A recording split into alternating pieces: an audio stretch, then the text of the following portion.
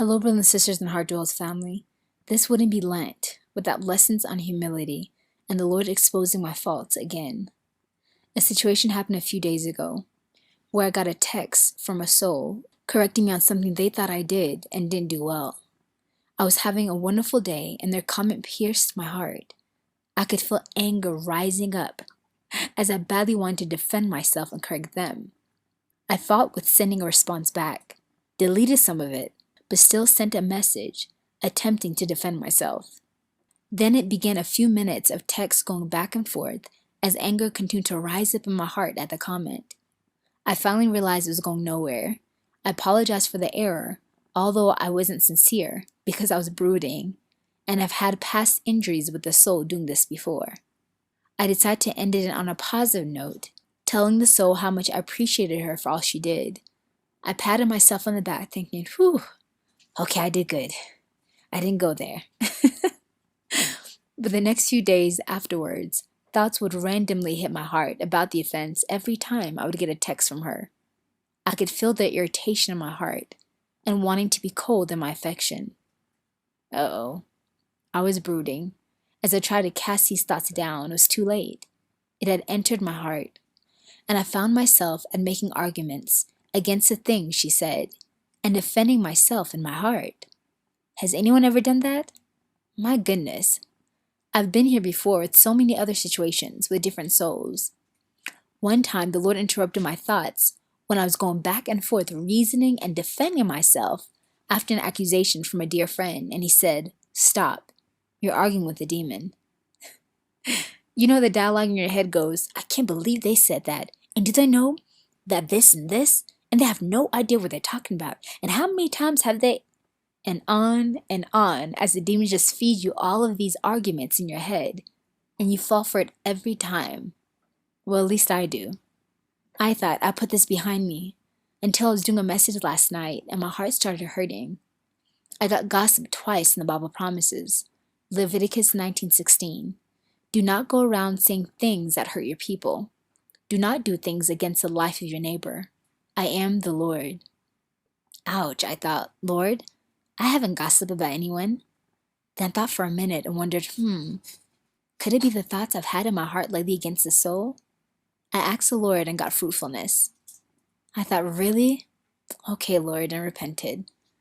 Then in the morning, I went to get a reading from Mother Angelica's Little Book of Life Lessons and Everyday Spirituality. This is a wonderful book for Lent, by the way. She exposes your faults and makes you laugh at the same time. What did I get? The chapter was Overcoming Your Faults, and I got gossip. I thought, geez, Lord, I repented. And not only that, but she was wrong too. Can you see my pride and lack of contrition, guys? Oh boy, I began brooding all over again, which showed I wasn't really sorry for my sin, but rather upset that he was correcting me again. I was pouting the whole time in worship, and after some time I realized I had hurt him again with this sin and hurt another. I realized I was so prone to this sin in my heart and was tired of it. He began speaking, but one of my brothers borrowed my computer, so I was unable to write down our dialogue. However, when my computer came back, I went straight to the Lord writing, Lord, you pinned me to the wall. Can we now talk? Yes, I'm pinning that pride of yours to the wall, beloved one. I know it's painful, but must be done. I'm sorry, Lord, for hurting you this way and for resisting your correction. It got me brooding and angry, actually, as all the other offenses came to my mind. I am a mess, and how I desire with my whole heart to get rid of the sin of gossip, sin of respectability, accusation, and suspicion. I realize this has plagued me my whole life and all my relationships with people. Please help me, Lord. Could you just give me a special grace of dispensation and just take away all my faults and make me perfect right away?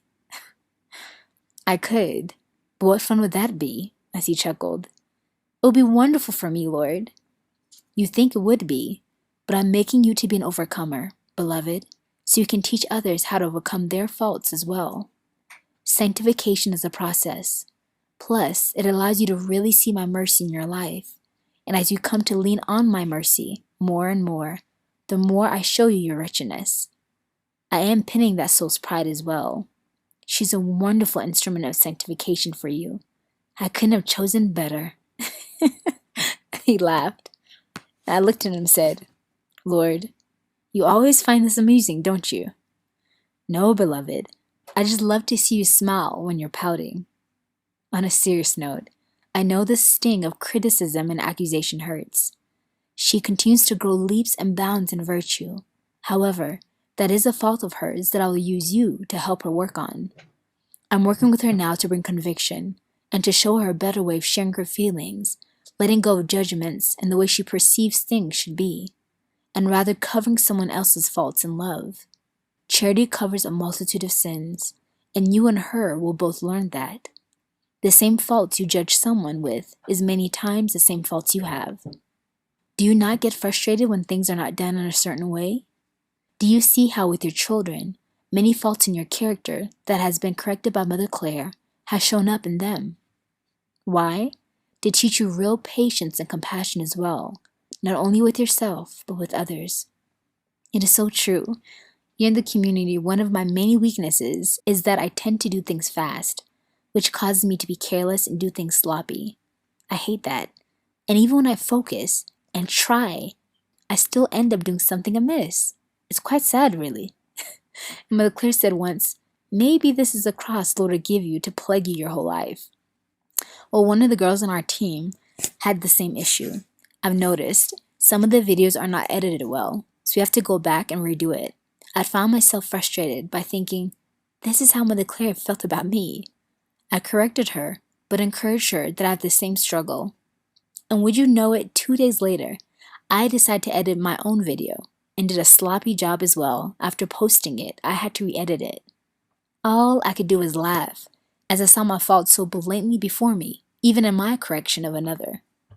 So I said to Jesus, this is indeed true, Lord, but I didn't say a word out loud or to anyone about this offense. Jesus continued, interior gossip is so subtle, so very common. It's the thoughts of your hearts, judgments, criticism, and slander against someone that lie like sediments in your heart, causing a root of bitterness.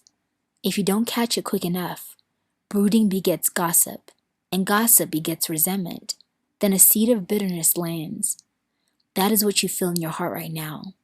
That is why it's aching. Jesus was right. My heart was full of pain as I was writing. Lord, please forgive me. I renounce gossip, brooding, bitterness, and resentment, please. I don't want this bitter seed or want to harbor any resentment towards a soul, or anyone for that matter. Please help me. Clean my heart, Lord. It's time for the garden of my heart to be deeply tilled and pruned.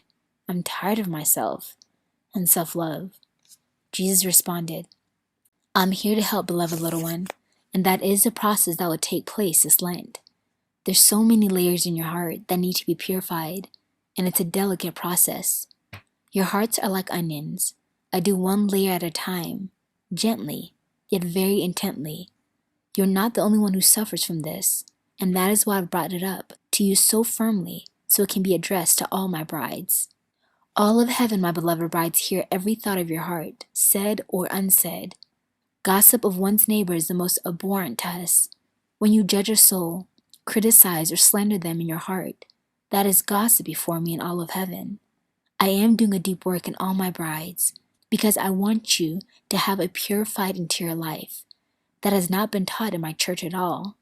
Many smile on the surface when they get offended by words and actions of others and say it's okay, but murmur and grumble inside their hearts against their neighbor.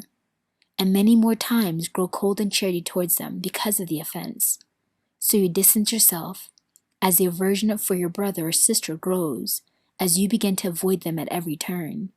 You have given in to demons of gossip, whose only desire is to stir contention and division. Don't do that, my beloved brides. First, be honest with your feelings with me. When you're hurt by an offense, come to me right away in prayer. Hold that thought captive as the demons jump on you with this planned assignment. You are already having a difficult day, or even sometimes a wonderful day, and you receive a text, a comment is made, or less than charitable action is done to you, and an arrow hits you like a sword piercing your heart. Recognize, wait, this is an assignment. Immediately make an excuse for that soul who caused the injury. Maybe they were having a rough day, and in their frustration they said something undesirable. You see, they got jumped on, And rather than catching it, they lash out. So don't receive it.